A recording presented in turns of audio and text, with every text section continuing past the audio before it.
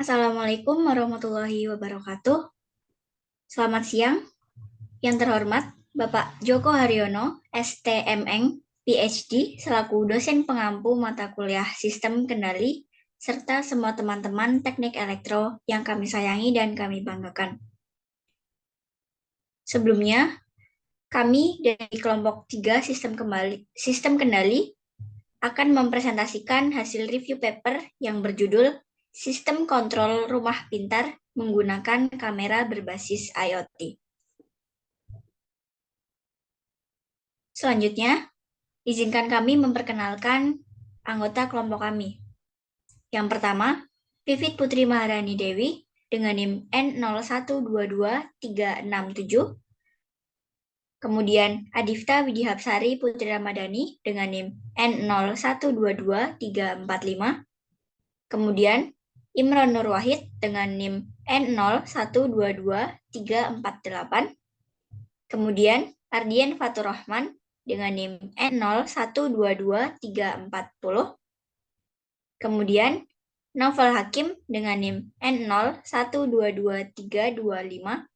Dan yang terakhir ada Husni Mubarok dengan NIM N0122352. Adapun pembagian dari pembahasan kita pada siang hari ini, yang pertama, pendahuluan dan latar belakang akan dijelaskan oleh Adifta dan Ardian. Lalu, untuk metode akan dijelaskan oleh Naufal dan Barok. Dan yang terakhir, pembahasan dan hasil akan dijelaskan oleh Vivit dan Imron.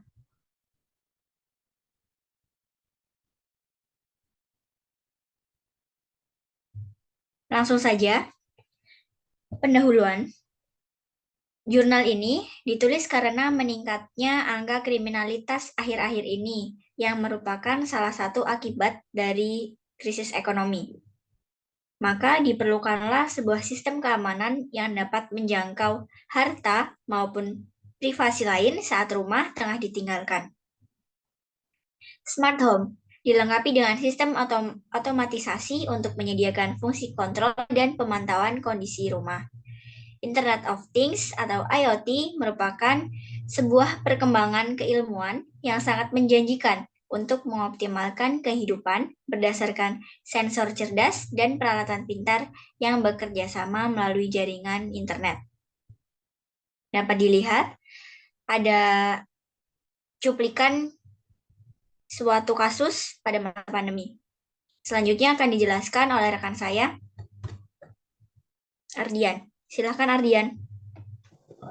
Baik, selanjutnya Internet of Things bekerja ketika suatu benda harus memiliki sebuah alamat Internet Protokol atau IP. Untuk mengontrol sebuah objek diperlukan sebuah controller yakni Raspberry. Penerapan sistem keamanan rumah juga perlu suatu input yakni PIR atau Passive Infrared Receiver yang merupakan sebuah sensor berbasis infrared. Akan tetapi, tidak seperti sensor infrared kebanyakan yang terdiri dari IR LED dan fototransistor. Benda yang bisa dideteksi oleh sensor ini biasanya adalah tubuh manusia, sehingga PIR akan deteksi orang masuk atau tidak yang nantinya akan dikontrol jarak jauh oleh pengguna melalui smartphone. Kemudian selanjutnya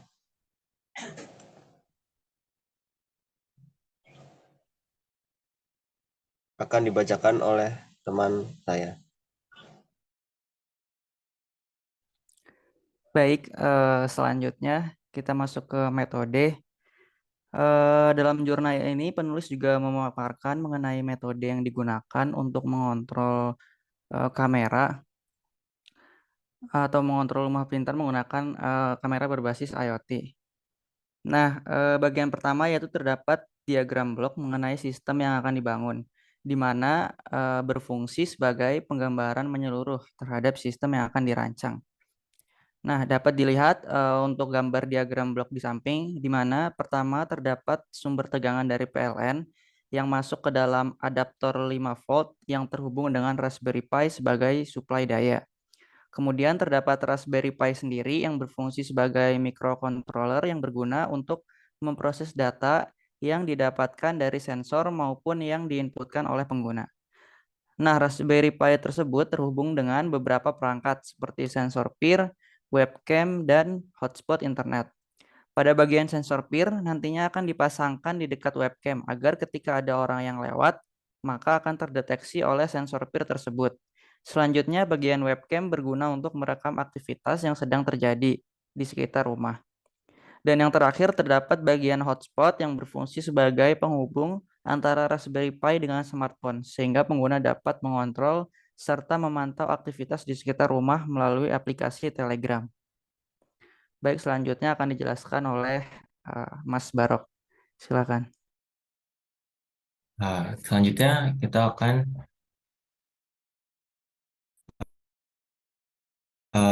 membahas mengenai rumah pintar dengan basis IoT ini. Jadi terdapat 3 flowchart di bagian metode ini. Pertama, terdapat flowchart yang berisikan rancangan sistem dari teknologi yang dibuat. Lalu ada flowchart berisikan sistem kamera dan juga Raspberry. Dan terakhir terdapat flowchart yang berisikan sistem untuk mendapatkan notifikasi dari Telegram. Flowchart di samping merupakan langkah utama dalam sistem rumah pintar menggunakan berbasis IoT ini. Pertama, sistem akan menerima input dari kamera yang terhubung dengan IoT. Lalu input ini berupa gambar atau video yang kemudian dianalisis untuk mendeteksi objek atau tindakan tertentu. Setelah itu, sistem melakukan pengenalan objek atau tindakan tersebut dengan menggunakan algoritma yang sesuai, seperti flowchart di samping. Langkah selanjutnya adalah mengevaluasi hasil pengenalan objek atau tindakan tersebut. Sistem akan membandingkan hasil dengan database atau yang telah ditentukan sebelumnya. Jika ada kecocokan, sistem akan mengambil tindakan sesuai dengan instruksi yang terkait. Lalu metode ini memberikan kerangka kerja yang jelas dan juga terstruktur untuk mengontrol rumah pintar menggunakan kamera berbasis IoT. Flowchart menjadi panduan yang berguna bagi pengembang untuk memahami langkah-langkah yang harus diambil dalam sistem ini. Dengan demikian, penelitian ini memberikan kontribusi penting dalam pengembangan sistem kontrol rumah pintar yang lebih efektif dan efisien berbasis IoT. Boleh ganti slide-nya. Selanjutnya, berdasarkan hasil blok diagram dan juga flowchart yang telah dibuat dalam rujukan paper yang kita review, didapatkan hasil akhir berupa desain rancangan hardware yang akan digunakan untuk mengaplikasikan dari blok diagram dan juga flowchart tersebut. Rancangan tersebut memiliki ukuran 70 x 50 x 30 dalam cm dan desain dan yang akan ditempatkan kamera dan juga sensor seperti pada gambar di samping. Selanjutnya mungkin bisa dijelaskan oleh Mbak Vivit. Oke, baik. Selanjutnya kita masuk ke bagian hasil dan pembahasan. Untuk paper ini menyebutkan bahwa perbandingan visualisasi antara penempatan kamera dan sensor yang dirancang dengan prototipe yang sebenarnya. Hal ini menunjukkan bahwa penempatan fisik sesuai dengan desain awal yang merupakan hasil yang positif. Hasil pengujian menunjukkan bahwa sistem berfungsi dengan benar seperti yang terlihat pada lampu indikator Raspberry Pi yang menyala untuk setiap alat. Namun, untuk detail lebih lanjut tentang perangkat spesifik dan fungsionalitasnya, bisa menjadikan tambahan yang berguna untuk memahami pengujian ini secara lebih mendalam. Untuk hasilnya, kita bisa lihat pada gambar di samping.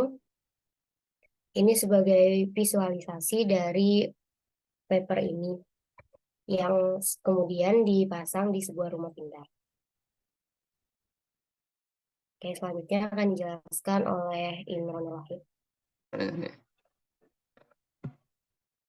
Selanjutnya pengujian ini pada perangkat lunak melibatkan penggunaan software Think untuk mendapatkan alamat IP dan software VNC atau Virtual Network Computing untuk memasukkan alamat IP tersebut.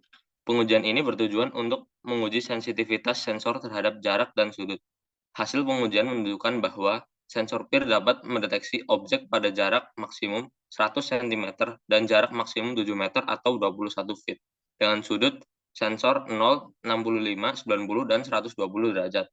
Namun, sensor tidak dapat mendeteksi objek pada jarak di atas 8 meter atau 30 feet dan pada sudut sensor 180 derajat. Lalu dapat kita lihat pada tabel 1 itu terdapat data pengujian jarak sensor 4 prototipe rumah. Terus kemudian di bawahnya pada tabel 2 terdapat data pengujian jarak sensor di rumah nyata.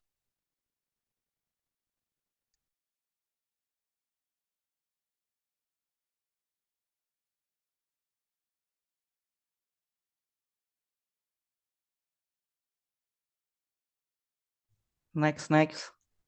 Mungkin Tutup cukup ya sekian. maksudnya. Mungkin cukup sekian yang dapat kelompok kami sampaikan. Kurang lebihnya mohon maaf. Sekian. Wassalamualaikum warahmatullahi wabarakatuh. Terima kasih. Dikta